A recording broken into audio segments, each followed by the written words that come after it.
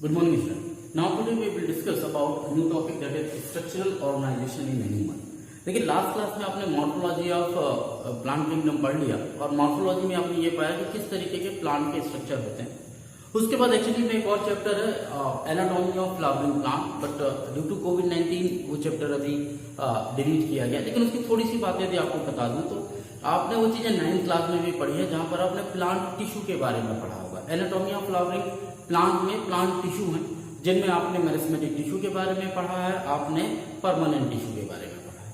और उन्हीं permanent tissue में मेरिस्मेटिक टिश्यू में आपने पढ़ा था कि जो कंटिन्यूएशन में डिवाइड हो सकती है उनको मेरिस्मेटिक टिश्यू कहते हैं. और जहां तक रही बात परमानेंट टिश्यू की, तो जब यही मेरिस्मेटिक टिश्यू किसी पर्टिकुलर फंक्शन को एडॉप्ट कर लेती है they will become permanent tissue. अब परमानेंट टिश्यू जो होते हैं वो फिर से दो भागों में डिवाइड होते हैं. एक तो सिंपल परमानेंट टिश्यू होते हैं, दूसरे होते हैं कॉम्प्लेक्स परमानेंट टिश्यू. जहां तक सिंपल परमानेंट टिश्यू की बात है तो पेरेन्काइमा, कोलेनकाइमा, स्क्लेरेन्काइमा, ये तीनों भी आपने 9th में पढ़ा हुआ है. हालांकि तो एक स्पेसिफिकली यदि बात करूं तो पेरेन्काइमा बाद में किसी अलग अलग फंक्शंस में कन्वर्ट होने के लिए होता है. कोलेनकाइमा एक मैकेनिकल स्ट्रेंथ प्रोवाइड करता है. पेरेन्काइमा किसी भी डेड सेल होती है क्योंकि ये, और ये स्ट्रेंथ देती है किसी भी प्लांट को. जहां तक रही बात कॉम्प्लेक्स परमानेंट टिश्यू की, तो वहां पर दो आते हैं जो कि एक्चुअली में वेस्कुलर टिश्यू है जो प्लांट में ट्रांसपोर्टेशन का काम करते हैं, चाहे वो वाटर का ट्रांसपोर्ट हो या फूड का ट्रांसपोर्ट हो. तो वहां पर दो स्ट्रक्चर मिलते हैं, एक तो मिलता है जाइलम, दूसरा मिलता है फ्लोएम. कॉम्प्लेक्स क्यों कहते हैं? कॉम्प्लेक्स इसलिए कहते हैं क्योंकि जाइलम और फ्लोएम दोनों टिश्यू आपस में खुद डिफरेंट टाइप के टिश्यू से मिलकर बने होते हैं. जाइलम की यदि मैं बात करूं तो tracheid, vessel, xylem fibre, xylem parenchyma इन चार से मिलकर बना हुआ होता है. और यदि मैं फ्लोएम की बात करूं तो sieve tube, companion cell, phloem fibre और फ्लोएम पेरेन्काइमा इन चार चीजों से मिलकर बना होता है. तो जहां जाइलम का काम वाटर का ट्रांसपोर्टेशन करना होता है, उसी तरीके वहीं पर फ्लोएम का जो वर्क होता है वो फूड का ट्रांसपोर्ट करना होता है. तो ये एक बेसिक था जो फिलहाल इस साल के लिए स्ट्रक्चरल ऑफ एनाटॉमी आपके फ्लावरिंग प्लांट की नहीं है आपके कोर्स में, बट इसलिए बता रहा हूं ताकि आप लिंक कर सकें कि आपने मॉर्फोलॉजी ऑफ प्लांट पढ़ा तो उसके बाद जो है तो ये टॉपिक था. अभी हम बात करेंगे आज structural organisation of an animal. Because morphology of animal जब आप देखने की कोशिश करेंगे तो आपको कुछ ऐसे अलग से नहीं दिखाई देता, उस तरीके के वेरिएशन नहीं दिखाई देते. इन सब टेट्रापोडा दिखाई देंगे तो ज्यादातर ऑर्गेनिज्म उसी तरीके के. इसलिए हम बात करते हैं किसमें, इंटरनल स्ट्रक्चर में, इंटरनल ऑर्गेनाइजेशन. तो यदि मैं एक एनिमल की बात करूंगा, एक ऑर्गेनिज्म की बात करूं, तो ऑर्गेनिज्म को हम दो भागों में डिवाइड कर सकते हैं. आइदर वो यूनिसेलुलर होगा या मल्टीसेलुलर होगा. अब यदि कोई ऑर्गेनिज्म यूनिसेलुलर है मींस कंप्लीट ऑर्गेनिज्म एक सिंगल सेल से कंपोज है, सिंगल सेल स्ट्रक्चर है. अब यदि ये सिंगल सेल स्ट्रक्चर है, सपोज करिए हम मान कर चलते हैं थोड़ी देर के लिए अमीबा. ये एक ऐसा एग्जांपल है जो आप सबको पता है कि amoeba is a unicellular organism composed of a single structure. अब यदि ये ऑर्गेनिज्म है, इसका मतलब ये है कि इसमें डाइजेशन भी होता होगा, इसमें रेस्पिरेशन भी होता होगा, ये मूवमेंट भी करता होगा. यानी वो it means that all activities which are performed by an organism or a living creature is also performed by amoeba. But the process of digestion, respiration, locomotion, excretion, each and everything is regulated or carried out by a single cell. Is it clear? तो यहां पर एक ही cell है जो हर तरीके का काम करती है. मीन्स वो डाइजेशन भी कर लेती है, वो रिप्रोडक्शन भी कर लेती है, वो लोकोमोशन भी कर देती है. तो हर एक चीज, हर तरीके की चीजें करती है. पर जब हम मल्टीसेलुलर ऑर्गेनिज्म में आते हैं, so what will find, there are large number of cell, और ये लार्ज नंबर ऑफ सेल्स आपस में कंबाइंड होके, यानी जो एक ही तरीके की स्पेसिफिक टाइप ऑफ सेल, ये आपस में एक जैसी सेल्स आपस में कंबाइन होंगी और किसका फॉर्मेशन करेंगे, टिश्यूज का फॉर्मेशन. किसका फॉर्मेशन करेंगे, टिश्यूज का. मतलब एक जैसी सेल आपस में मिलके एक उनका ग्रुप बन गया. आप देखिए एक ही क्लास में 40 बच्चे होते हैं, बट क्या 40 बच्चों की हर एक बच्चे से दोस्ती होती है? Answer is no. कुछ की अपनी 10-5 लोगों की एक साथ दोस्ती होती है, कुछ की 4 लोगों की अलग दोस्ती होती है. यानी जो एक माइंडसेट के जो बच्चे होते हैं वो आपस में एक दूसरे के साथ ग्रुप बना लेते हैं, उन्हीं के साथ रहना वो पसंद करते हैं। आरी बात समझ। और कभी कभी जब हमें ऐसा लगता है कि कुछ ग्रुप में ठीक नहीं फॉर्म है, फिर हम उनको किसी दूसरे तरीके से उन ग्रुप को तोड़ना शुरू करते हैं, कभी असाइनमेंट देकर, कभी प्रोजेक्ट देकर कि 2 बच्चे इस ग्रुप के उठा लिए, 2 बच्चे उस ग्रुप के उठा के और उन दोनों को चारों को कंबाइन कर दिया, ताकि उनका ग्रुप टूट के और वो किसी दूसरे भी के कॉन्सेप्ट को भी समझना शुरू करें। तो ये हम करते हैं बच्चों के बेनिफिट के लिए। खैर यहाँ पर हम उसकी बात नहीं करें। यदि लार्ज नंबर ऑफ सेल की मैं बात करूं, स्पेसिफिक सेल आपस में मिलेंगी, टिश्यू का फॉर्मेशन करेंगे। अब ये जो टिश्यूज हैं, ये टिश्यू अलग अलग, चूंकि मैंने कहा कि अलग अलग नेचर के होते हैं, और अलग अलग नेचर होने के कारण यहाँ पे भी इस मल्टी सेलुलर में भी डाइजेशन होगा, यहाँ पे भी एक्सक्रीशन होगा, यहाँ पे भी लोकोमोशन की प्रोसेस होगी, या यहाँ पर भी जो है तो रिप्रोडक्शन की प्रोसेस होगी। अब ये अंतर ये आ जाता है कि जहां यूनिसेलुलर में ये सभी चीजें एक सिंगल सेल के द्वारा कैरी आउट होती हैं, वहीं पर इन सब के लिए क्या है, स्पेसिफिक सेल बनी हुई है, और इन स्पेसिफिक सेल के बंच को हम क्या कहते हैं,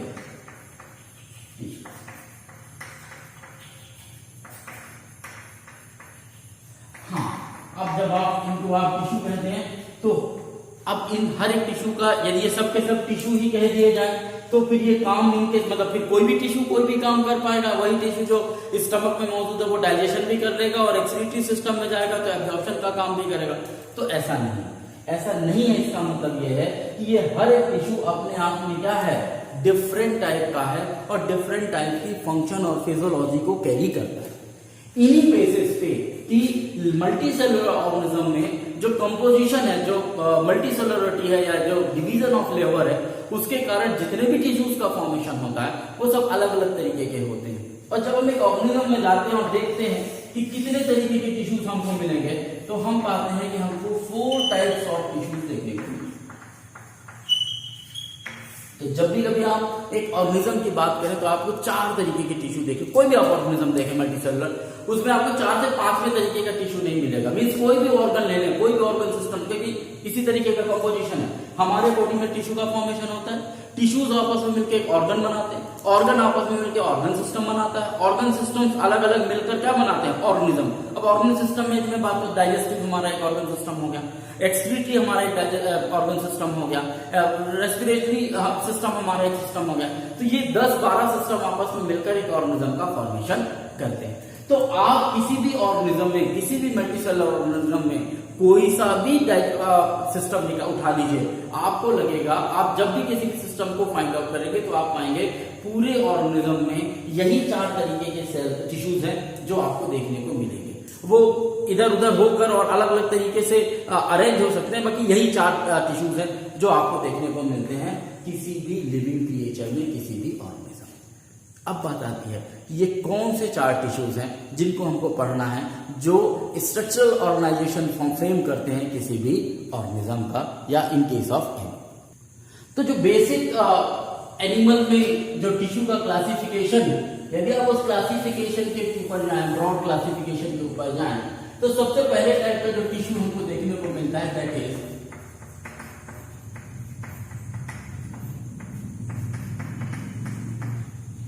एपिथेलियल टिश्यू। ऐसे कि दूसरे तरीके का जो टिश्यू हमको देखने को मिलता है that is known as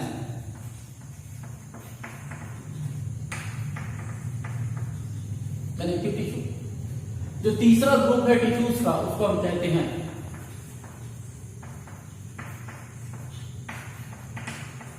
muscular tissue, और जो लास्ट है उसे हम कहते हैं नर्वस टिश्यू। तो यदि आप किसी भी ऑर्गेनिज्म को स्टडी करेंगे तो you will find only these 4 type of tissue, epithelial tissue, connective tissue, muscular tissue और नर्वस टिश्यू। अब जहां तक रही बात एपिथेलियल टिश्यू की, तो एपिथेलियल टिश्यू को आप जब डिवाइड करते हैं तो आप पाते हैं बेसिकली एपिथेलियल टिश्यू में जो डिवीजन है वो 2। एपिथेलियल टिश्यू में 2 तरीके का, एक तो सिंपल एपिथेलियम और दूसरा सिंपल एपिथेलियल टिश्यू। और जो दूसरे तरीके का होगा वो क्या होगा, कंपाउंड एपिथेलियल।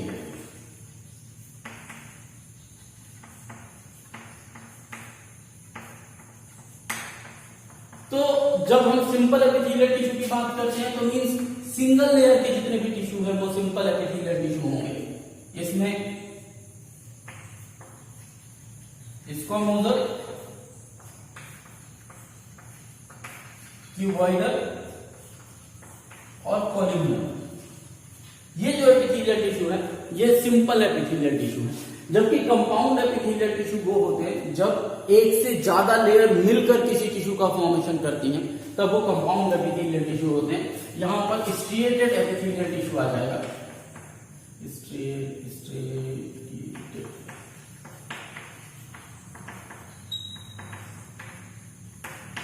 और आपकी जानकारी के लिए बता दूं, केवल ध्यान रखने के लिए कि जो आपकी स्किन है वो एक तरीके का क्या है, compound epithelial tissue.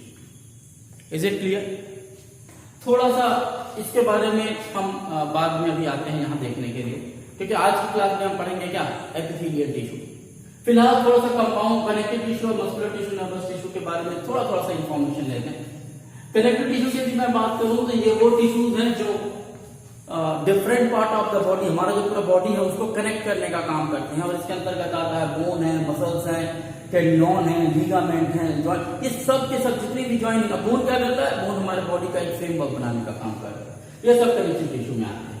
Muscular tissue की मैं बात करूं तो मस्कुलर टिश्यू में 3 तरीके की मसल टिश्यूज पाई जाती है, स्ट्रिएटेड मसल्स, अनस्ट्रिएटेड मसल और हार्ट मसल या कार्डियक मसल। या स्ट्रिएटेड मसल्स को आप स्केलेटल मसल भी कह सकते हैं, अनस्ट्रेटेड मसल को आप स्मूथ मसल कह सकते हैं या इनवॉलंटरी मसल्स कह सकते हैं। तो ये अलग अलग तरीके की मसल है। हार्ट मसल्स को हम कार्डियक मसल्स कहते हैं। नर्व टिश्यू में यदि मैं बात करूं तो नर्व सेल्स पाई जाती हैं जो कि इंफॉर्मेशन कंडक्शन का काम करती हैं, यानी एक जगह से दूसरी जगह इंफॉर्मेशन को कैरी फॉरवर्ड करने का काम कौन करती है, नर्वस टिश्यू करती है। तो ये दरअसल आपको मिलाकर ये 4 तरीके के टिश्यूज हैं जो हमको पढ़ने हैं इस चैप्टर में। फिलहाल हम केवल डिस्कस करेंगे किसके बारे में, epithelial tissue. Is it clear? अब जब मैं एपिथेलियल टिश्यू पे आ जाऊं तो simple epithelial tissue, compound epithelial tissue. अब जब सिंपल एपिथेलियल टिश्यू की मैं बात करता हूं तो इसमें आता है स्क्वैमोजल, क्यूबॉइडल, कॉलम्बिनर, और कंपाउंड एपिथेलियल में मैं आता हूं तो स्ट्रिएटेड एपिथेलियल टिश्यू आता है। हालांकि इसी बीच हम ग्लैंडुलर एपिथेलियल टिश्यू के बारे में भी पढ़ेंगे जो एक तरीके के modified transitional type of epithelial tissue. But before going to the classification of epithelial tissue हमको जानना पड़ेगा कि एपिथेलियल टिश्यू एक्चुअली में है क्या। तो शुरुआत करते हैं किसकी, एपिथेलियल टिश्यू। देखिए, जब आप एपिथेलियल टिश्यू की बात करते हैं तो आप ये समझ जाइए कि एपिथेलियल टिश्यू वो टिश्यू हैं जो आपका जो भी ऑर्गेनिज्म है, ऑर्गेनिज्म की आउटर और इनर जो लेयर है, अब आउटर भी जो एनवायरनमेंट की तरफ जो फेस कर रही है वो, प्लस इनर का मतलब ये है कि जो फ्लूइड की तरफ फेस कर रही है वो, ये दोनों ही लेयर किसकी बनी हुई है, एपिथेलियल टिश्यू की बनी हुई है। उदाहरण के तौर पर आपके शरीर में सबसे बाहर की तरफ क्या है, स्किन। एक्चुअली ये स्किन जो है ये भी एपिथेलियल टिश्यू की बनी है। इसी तरीके से आप अपने माउथ को ओपन कीजिए तो जो आपका बक्कल कैविटी है, बक्कल के ऊपर जो आपको स्ट्रक्चर दिख रहा है, जीभ के नीचे का जो पोर्शन है, वो सब जो आप छू सकते हैं बाहर या अंदर, वो सबका सब क्या है, एपिथेलियल टिश्यू। आप स्टमक में पहुंच जाइए, आप सपोज कीजिए ये स्टमक वाला पोर्शन है, हमने डाइजेस्टिव सिस्टम बना लिया, ठीक। अब डाइजेस्टिव सिस्टम में ये जो लेयर है तो इसकी जो आउटर लेयर है ये भी, और ये जो इनर लेयर है ये भी, ये दोनों की दोनों किससे बनी हुई है, एपिथेलियल टिश्यू। अब ये अलग बात हो सकती है कि आउटर लेयर जो है वो किसी दूसरे तरीके की एपिथेलियल की बनी हो, क्योंकि हमने कहा एपिथेलियल में भी अलग अलग टाइप है, सिंपल एपिथेलियल है, कंपाउंड एपिथेलियल है, सिंपल में भी स्क्वैमोजल है, कॉलम्बिनर है, क्यूबॉइडल, और अंदर की जो एपिथेलियल टिश्यू है वो अलग टाइप की बनी हो, उसकी कंपोजिशन और उसका स्ट्रक्चर अलग हो। क्यों? क्योंकि अंदर को अलग तरीके से काम करना है, बाहर वाली लेयर को अलग, बाहर वाली का काम प्रोटेक्शन का है या एक बैग लाइक स्ट्रक्चर बनाना है, दूसरे तो एक दूसरा फंक्शन है उसका। अंदर चूंकि यहाँ एंजाइम रिलीज करना है ताकि डाइजेस्टिव प्रोसेस हो सके, तो इन सेल्स की या इन टिश्यूज की जो फंक्शनिंग है वो अलग तरीके की होगी। क्योंकि जो एपिथेलियल टिश्यू है उसका बेसिक काम है एक तो ऑर्गेनिज्म को प्रोटेक्शन प्रोवाइड करना, ठीक। वैसे ही जैसे आप प्लांट के केस में देखते हैं तो एपिथेलियल टिश्यू, एपिडर्मल टिश्यू होता है जैसे आउटर कवरिंग की तरह पूरे प्लांट में मौजूद होता है, चाहे आप लीफ देख लें, स्टेम देख लें, रूट देख लें, तो एपिडर्मिस आपको पूरे प्लांट में देखने को मिलेगा। ठीक वैसे ही एपिथेलियल टिश्यू है जो आपको पूरे ऑर्गेनिज्म में देखने को मिलेगी।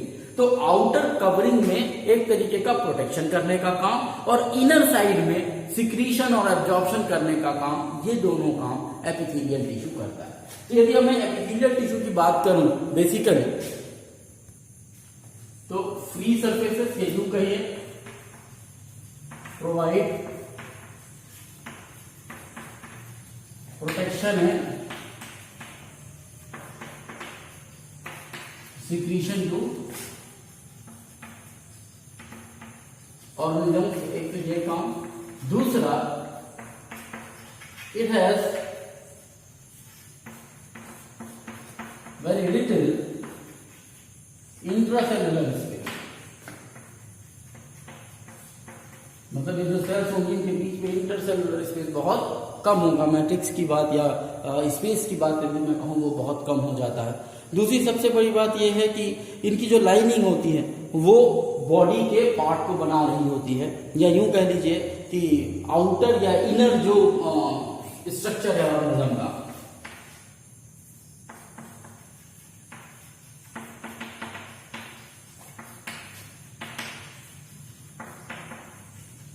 इनर साइड ऑफ, तो आप कोई भी ऑर्गन ले लीजिए उनके आउटर और इनर साइड में आपको कौन कौन सा टिश्यू देखने को मिलेगा? एपिथेलियल टिश्यू देखने को मिलेगा। मैंने पहले ही कहा एपिथेलियल टिश्यू को आप दो भागों में डिवाइड कर सकते हैं, सिंपल और कंपाउंड एपिथेलियल टिश्यू। जहां तक सिंपल एपिथेलियल टिश्यू की बात है तो ये सभी के सभी कैसी हैं? सिंगल लेयर्ड स्ट्रक्चर, जबकि कंपाउंड एपिथेलियम कैसा है? मल्टी लेयर्ड स्ट्रक्चर, मीन्स एक से ज्यादा लेयर मिलकर कंपाउंड एपिथेलियल टिश्यू बनाती हैं। खासकर मैं जैसे आपको स्किन कह रहा हूँ, स्किन में भी आप देखिए एपिडर्मिस है, उसके नीचे डर्मिस पाई जाती है। तो ये स्किन जो है वो एक सिंगल लेयर से नहीं बनी होती है, स्किन जो है तो 2-3 लेयर से मिलकर बनी होती है। यदि कभी आपका कोई एक्सीडेंट हो जाए या कहीं छिल जाए तो आप देखिएगा ये ऊपर वाली जब स्किन का ये जो परत हटती है तो नीचे की तरह के व्हाइट कलर का बेसमेंट दिखाई देता है। दरअसल इसीलिए क्योंकि स्किन जो है तो 3-4 लेयर से मिलकर बनी हुई होती है, जबकि ये जो सिंपल एपिथेलियल टिश्यू है वो सिंगल लेयर स्ट्रक्चर से मिलकर बनी हुई है। कैसा डायग्राम होता है, किस तरीके के दिखाई देते हैं, उनके बारे में थोड़ा सा बात करते हैं। अब यदि हम तीनों तरीके की स्क्वामोजल एपिथेलियल, क्यूबाइडल एपिथेलियल और कॉलम्युलर एपिथेलियल का इस तरीके से क्लासिफिकेशन देखें तो कैसे दिखेगा? सबसे पहले आप समझिए कि जो स्क्वामोजल एपिथेलियल है वो फ्लैट सेल होते हैं, जबकि क्यूबाइडल एपिथेलियल जो होंगी वो क्यूब लाइक स्ट्रक्चर होगा या क्यूब लाइक सेल होगा, और कॉलम्युलर जो है वो कॉलम शेप। यदि मैं डायग्रामेटिकली कहूं तो कुछ इस तरीके का स्ट्रक्चर,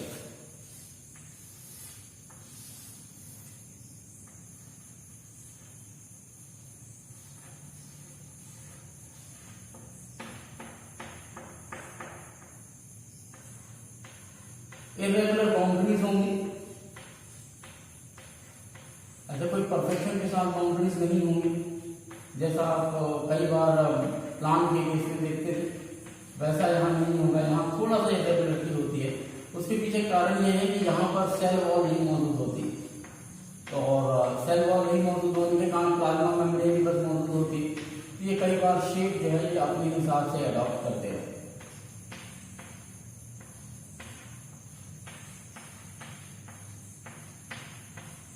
लाइक दिस, ये आपका हो गया क्या? सिंपल फ्लैट, पतला, बहुत ज्यादा मोटी नहीं होती, तो ये फ्लैट शीट लाइक स्ट्रक्चर होता है। जबकि मैं क्यूब लाइक स्ट्रक्चर की बात करूं तो कुछ इस तरीके का स्ट्रक्चर होता है।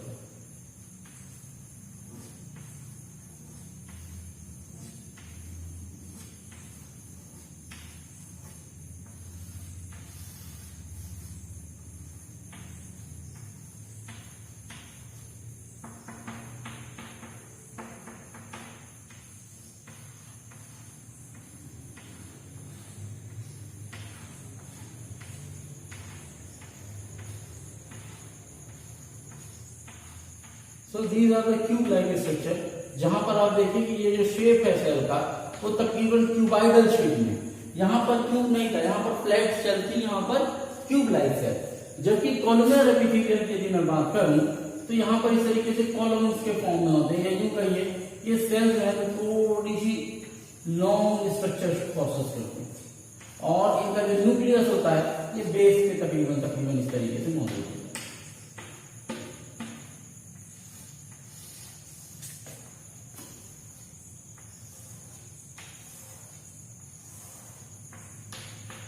Like this. होप आपके समझ में आ गया होगा डायग्राम। ठीक है, यदि आपको थोड़ा सा भी डायग्राम में कोई डाउट हो आप थोड़ा सा एक बार बनाकर कोशिश करेंगे तो आपको बड़े आसानी से समझ में आ जाएगा कि कौन सी सेल किस तरीके की। तो एक तो हो गई आपकी फ्लैट सेल हो गई, इसका मोजल एपिथेलियम। दूसरी सेल हो गई क्यूब लाइक स्ट्रक्चर हो गया जो क्यूब की तरह दिखते हैं।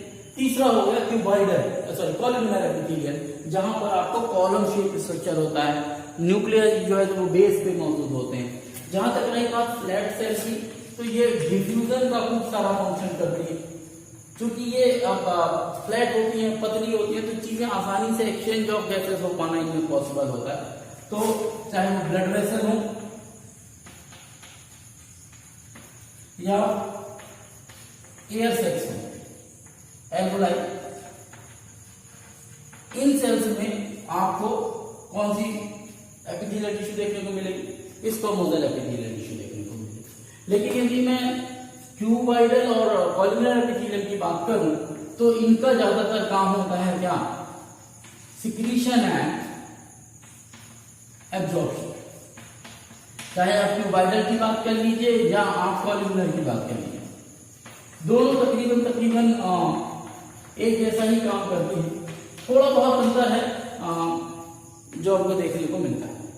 जहां तक रही बात क्यूबाइडल एपिथेलियल की, क्यूबाइडल एपिथेलियल में कहां कहां पाया जाता है, तो ये पाए जाते हैं ducts of gland and tabular part of nebula.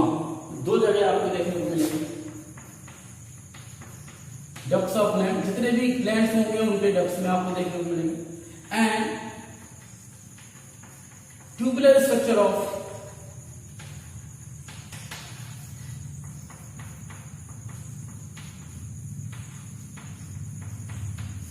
Nephron को याद होगा आप लोगों को, किडनी के अंदर हमने पढ़ा था फिल्ट्रेटिंग यूनिट है nephron. PCT and DC proximal convoluting tubule, DCT distal convoluting tubule 9th class में हमने पढ़ा है, सॉरी 10th क्लास में। और 11th क्लास में एक चैप्टर बनाया था पूरा का पूरा एक्सप्रेशन, जिसमें आपको नेफ्रॉन को फिर से बहुत अच्छे से पढ़ना है। तो यदि थोड़ा सा याद कर लीजिए, पीसीटी और डीसीटी हमने बताया था प्रॉक्सिमल कन्वोल्यूटिंग ट्यूब्यूल, फिर हेलेस लूप मिला था और उसके बाद ऊपर चढ़ता हुआ डीसीटी डिस्टल कन्वोल्यूटिंग ट्यूब्यूल। तो ट्यूबुलर स्ट्रक्चर और एब्जॉर्प्शन की प्रोसेस हमको करनी है। जहां तक रही बात कॉलमनर एपिथेलियल की, तो कॉलमनर एपिथेलियल में जो सेल्स हैं वो बेसल पार्ट में पाई जाती हैं, और बेसल पार्ट में भी पाई जाने के साथ साथ इनमें फ्री जो सरफेस होता है उसमें कई बार माइक्रोपाइल पाए जाते हैं। ऐसे छोटे छोटे हेयर लाइक स्ट्रक्चर पाए जाते हैं, जिनको हम क्या कहते हैं? माइक्रोपाइल। ये देखने को कई बार मिलता है कुछ columnar epithelial tissue. Is it clear? और ये पाई जाती हैं स्टमक और इंटेस्टाइन। इनके कहां कहां मौजूद होती है?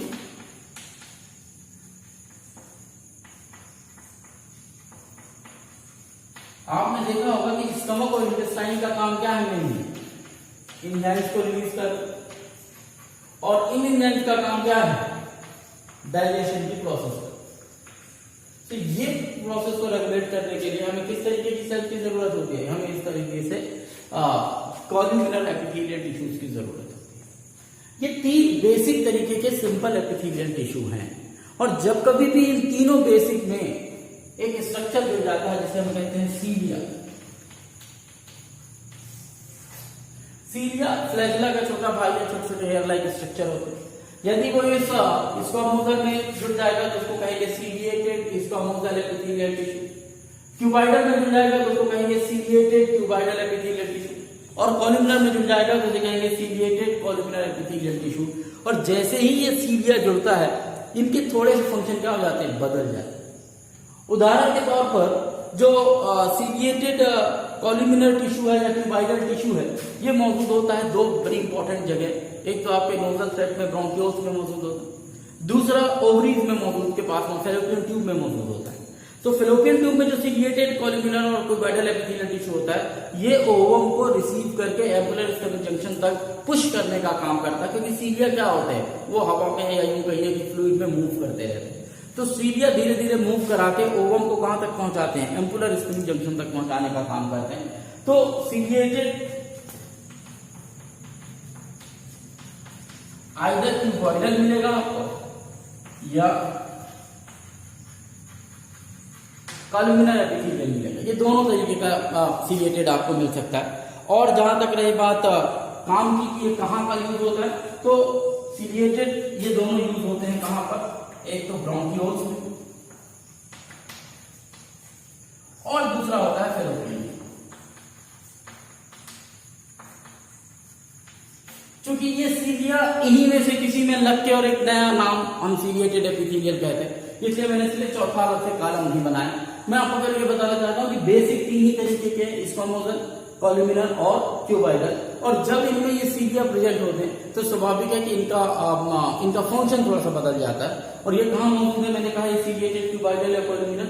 ब्रेंकियोल्स में, ब्रेंकियोल्स कहां है, आप जो सांस लेते हैं उसके बाद ये ट्रैकिया हुआ, ट्रैकिया के बाद जो दो पार्ट डिवाइड होते हैं दोनों लंग्स के लिए, उनको बोलते हैं ब्रोंकियोल्स। और ब्रोंकियोल्स जो ब्रोंकी है वो फिर डिवाइड होते हैं छोटे छोटे और पार्ट में, जिनको हम ब्रोंकियोल्स कहते हैं। तो उन ब्रोंकियोल्स में सीलिया मौजूद होते हैं जो फिल्टर का काम करते हैं, गैसेस को आगे पास करने का काम करते हैं, प्लस फेलोपियन ट्यूब जहां से ओवम को एम्पुलर स्टमक जंक्शन तक पास आउट करने का काम करता है, तो उसको हम बोलते हैं फेलोपियन ट्यूब। तो होप आपको स्क्वामोजल एपिथेलियल, क्यूबाइडल एपिथेलियल और कॉल्यूमिनर एपिथेलियल समझ में आ गया होगा। इनके अलावा जब इन एपिथेलियम में कुछ चेंजेस आते हैं तो वो एक स्पेसिफिक तरीके का एपिथेलियल टिश्यू बनाते हैं, जिसे हम कहते हैं ग्लैंडुलर एपिथेलियल टिश्यू। उसकी बात करते हैं। जहां तक रही बात ग्लैंडुलर एपिथेलियल टिश्यू, तो जैसे मैंने पहले ही कहा कि बेसिक यही तीन होते हैं, स्क्वामोजल, क्यूबाइडल और columnar. Sometime cuboidal and columnar epithelial tissue specialise themselves, और स्पेशलाइज themselves करने के साथ साथ ये क्या करते हैं, कुछ सिक्रीशन करना शुरू कर देते। ठीक, क्या करेंगे, कुछ सिक्रीशन स्टार्ट करते हैं।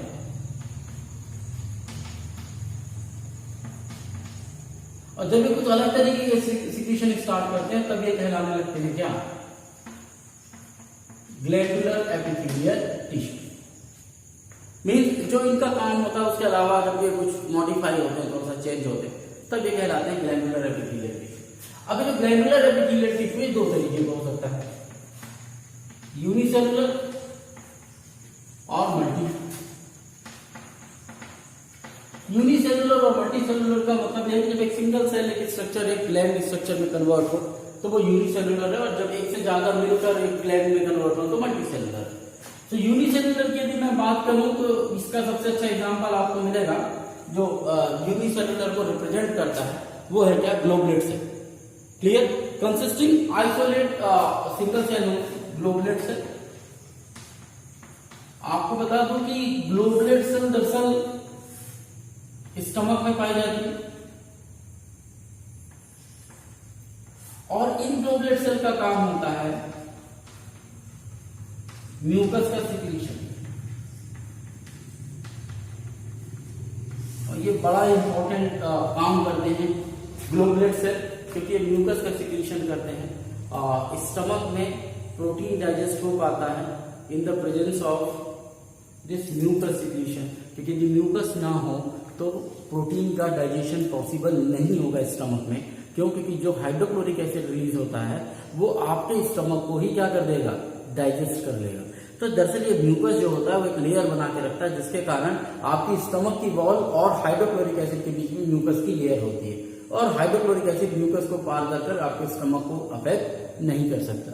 तो ये वो ग्लोबुलेट सेल है जो glandular structure, glandular epithelial tissue के थ्रू सिक्रीट होता है, यानी ग्लैंडुलर एपिथेलियल टिश्यू जब एक सेल को कन्वर्ट करता है उसको किसमें यूनिसेलुलर होता है तो वो ग्लोबुलेट सेल की तरह काम करने लगता है, और ये ग्लोबुलेट सेल एक सिक्रीशन करते हैं जिसको हम कहते हैं क्या, म्यूकस सिक्रीशन। जबकि जो मल्टी सेलुलर स्ट्रक्चर होते हैं वो भी एक ग्लैंडुलर स्ट्रक्चर है, लेकिन ये एक दूसरे तरीके का सिक्रीशन रिलीज करते हैं, यूं कहिए कि जहां पर एक से ज्यादा सेल आपस में कंबाइंड होती है और क्लस्टर ऑफ सेल आप कह सकते हैं कंबाइंड होती है। अच्छा एग्जाम्पल है सलाइवरी ग्लैंड।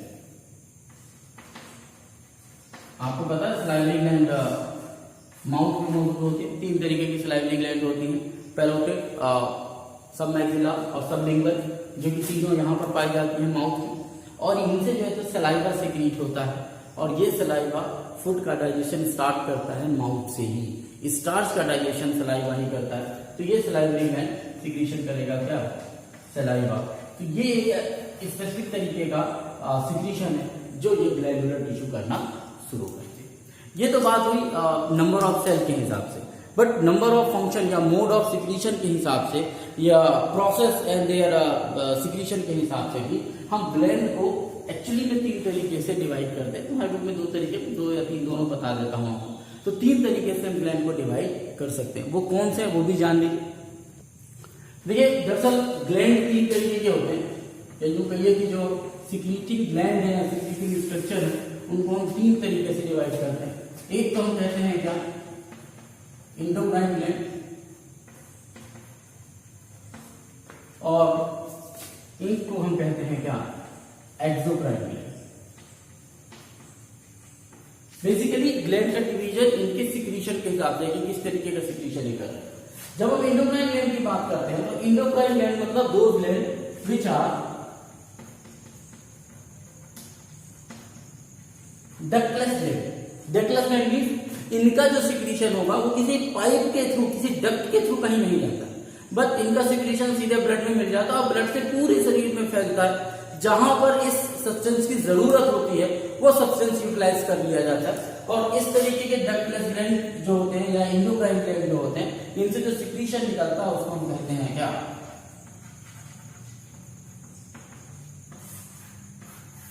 हार्मोन। तो ये उस तरीके के ग्लैंड है। जबकि यदि मैं एक्सोक्राइन ग्लैंड की बात करूं तो इनको हम दूसरे शब्दों में कहते हैं ducted gland. Ducted gland means इनका जो सिक्रीशन होता है पाइप के थ्रू एक स्पेसिफिक जगह पर जाकर सिक्रीट होता है, वहीं पर जाके गिरता है, इधर उधर और कहीं नहीं जाता, वो डक्टेड ग्लैंड बोलते हैं। और ये डक्टेड ग्लैंड खासकर एंजाइम्स को सिक्रीट करते हैं। आप देखिए सलाइवरी ग्लैंड सलाइवा को माउथ में ही लाकर छोड़ेगा। पैंक्रियाटिक ग्लैंड जो है पैंक्रियाज से जो निकलते हैं वो कहाँ लाकर छोड़ते हैं ग्लैंड को, पैंक्रियाटिक ग्लैंड वो इंटेस्टाइन के उसी पर्टिकुलर पार्ट में छोड़ते हैं। तो जितने भी जो डक्ट के थ्रू जो भी सिक्रीशन आकर किसी पर्टिकुलर जगह में रिलीज हो रहा है तो उसे हम कहते हैं क्या, एक्सोक्राइन ग्लैंड। सॉरी, जितने भी डाइजेस्टिव एंजाइम है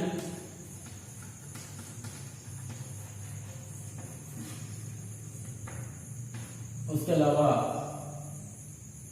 आपका सलाइवा है, ये भी किसके थ्रू आता है, ये भी जो है तो डक्ट या पाइप के थ्रू ही आएगा। म्यूकस हो गया, ये भी क्या है, एक्सोक्राइन ग्लैंड का ही तरीका। हालांकि हमारी बुक में 2 ही है, मैं आपको बता देता हूं तीसरा भी होता है mix gland. Mix gland are those gland which possesses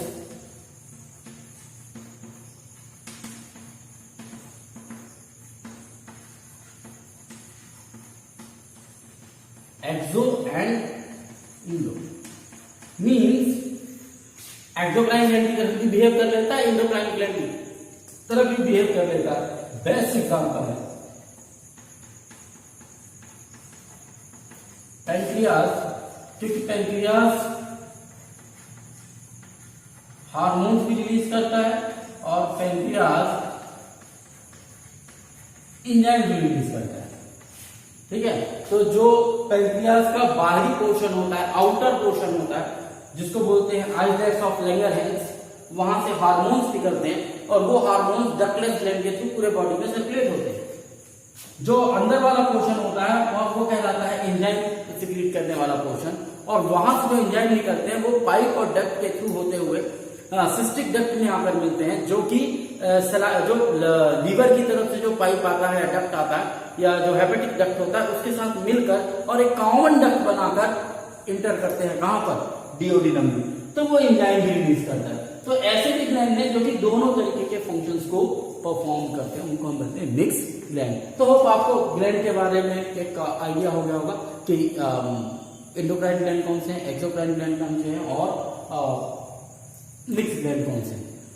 5 minute और लगेगा अपने को, बात करेंगे हम किसमें, कंपाउंड एपिथेलियल टिश्यू के बारे में। क्योंकि कंपाउंड एपिथेलियम के लिए मैंने कहा पहले ही कि कंपोज्ड ऑफ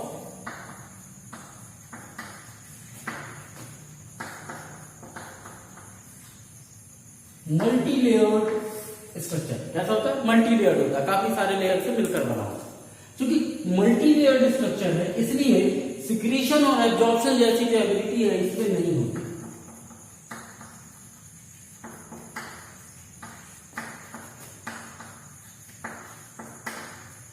याद रखिएगा, आपके स्किन में जो स्वेट ग्लैंड है या जो स्वेट पसीना निकलता है, जो थोड़ा ऑयल होता है, उसके लिए वो अलग से ग्लैंड होते हैं, स्वेट ग्लैंड या ऑयल ग्लैंड होते हैं, सीबेशियस ग्लैंड होते हैं, जिनके थ्रू वो निकलता है। स्किन वो काम नहीं करता, तो उसके अंदर वो मौजूद है।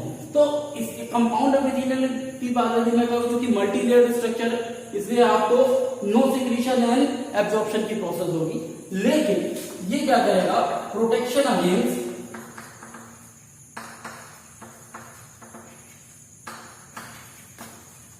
मैकेनिकल एंड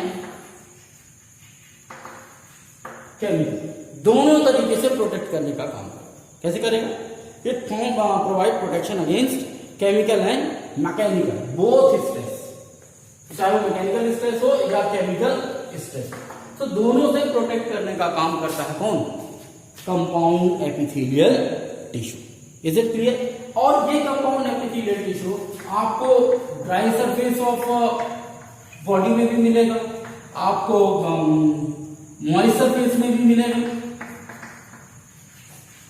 मॉइस्ट सरफेस का मेरा कहने का मतलब यह है कि आप बाहर देखेंगे तो ड्राई सरफेस है, यदि आप स्किन को देखते हैं, आप बकल कैविटी को देखते हैं, बॉडी इनर पार्ट को देखते हैं तो आपको मॉइस्ट सरफेस दिखाई देगा। आप जो है तो कैविटी में चले जाएंगे, बकल कैविटी में, तो वहां एक अलग तरीके का वहां डिफ्यूजन करता हुआ दिखेगा। तो अलग अलग तरीके की कंडीशन में आपको एक कंपाउंड एपिथेलियम आपको देखने को मिलेंगे। इसके अलावा एक छोटा सा कॉन्सेप्ट बचता है कि जो एपिथेलियल टिश्यू होते हैं वो आपस में एक दूसरे से जुड़े हुए होते हैं, और जुड़ने के लिए वो 3 तरीके के जंक्शंस का यूज करते हैं। वो कौन से 3 तरीके के जंक्शन है वो जान जाते हैं। उसके साथ ही ये टॉपिक एपिथेलियल टिश्यू का यहीं पर आज खत्म होता है। देखिए, एपिथेलियल टिश्यू के जो भी सेल्स मौजूद हैं उनको आपस में जोड़े रखने के लिए कुछ स्पेसिफाइड टाइप के जंक्शंस मौजूद हैं, और ये 3 जंक्शन है, टाइट जंक्शन, एडेनिन जंक्शन और गैप जंक्शन। दिखने में और टॉपिक वाइज यदि आप देखें बुक में तो बहुत छोटे से में लिखा हुआ, बट इनमें से क्वेश्चन आया 1 मार्क्स का, इसलिए मैं बता दूं, tight junctions are responsible for help to stop the substance from leaking across the tissue. एक टिश्यू बना हुआ है, क्योंकि एक टिश्यू मान लीजिए स्क्वामोजल एपिथेलियल टिश्यू है, तो उनके बीच, उनके ऊपर जो सामान रखा हुआ है या जो भी फ्लूइड मौजूद है वो लीक ना करे, उस लीक को कंप्लीट करने का काम, उसको रोकने का काम कौन करता है, टाइट जंक्शन करते हैं। क्वेश्चन कुछ ऐसा ही आया था कि which type of junction is required for leaking the substances, और उसमें ऑप्शन भी दिए हुए थे, तो tight junction is responsible for that. दूसरा है एडेनिन जंक्शन। एडेनिन जंक्शन का क्या काम करता है, वो क्या करता है एपिथेलियल टिश्यू में, perform cementing to keep neighbouring cell together. Cementing में जोड़ने का काम। पहला टाइट जंक्शन का काम क्या था, लीक करने का काम, यदि कहीं पे कोई खाली जगह बच गई है तो उसको भरने का काम। जो एडेनिन जंक्शन है वो क्या करेगा, वो काम करेगा नेबरिंग सेल्स को टुगेदर, टिश्यूज को आपस में जोड़ने का काम, सीमेंटिंग करने का काम।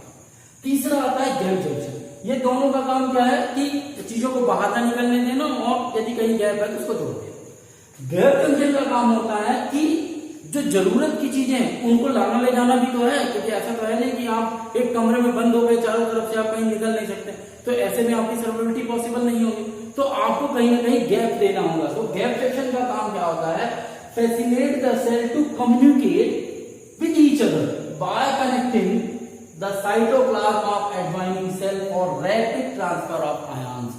सर्वाइवल करने के लिए एक टिश्यू का दूसरे टिश्यू से कनेक्ट होना बहुत जरूरी है, मॉलिक्यूलर मूवमेंट होना बहुत जरूरी है।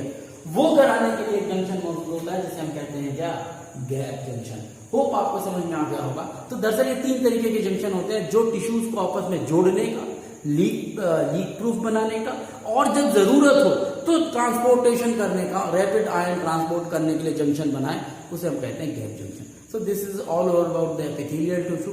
होप आपको समझ में आया होगा। बाकी जो भी डाउट होगा वो हम ऑनलाइन क्लासेस के दौरान फिर से डिस्कस करेंगे। तब तक के लिए हैव अ नाइस डे।